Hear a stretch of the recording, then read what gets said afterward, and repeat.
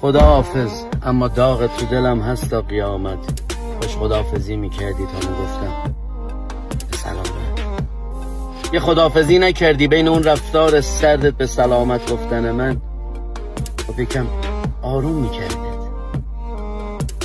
به خودم نمیرسم من دیگه، اطرام بو نداره، لباسای صاف هم حتی خط اتو نداره، موهم جولی دست، ولی خب من دلم به شونه میخواد. تو پای حرفات نموندی، پای چشم من گدفتا. گفتنش راحته اما من روزای سختی دیدم، میشه از چشمام بخونی. خیلی بیخوابی کشیدم. قلب من میزنه اما توی سینه دل من مرد. بی خداحافظی رفتن به مراممون نمیخواد. خدا حافظ ولی نامرد. عجیب قلبم رو سوزوندی. تو که دلت به رفتن بود غلط کردی، پیشم موندی.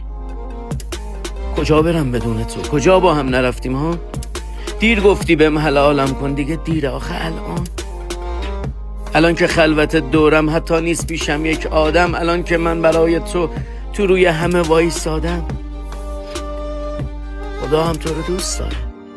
کفرم میگفتی تو رود زد، هرچی خطا رو من کردی بازم به نفع تو سود زد. خدا طرف شدی با من همیشه درگیری. داور من زندگی باختم، واسش پنالتی میگیری. برو خوش باش، منم دیگه شده این زندگی زهرم. خدا حافظ که هم با تو هم با خدای تو قهر.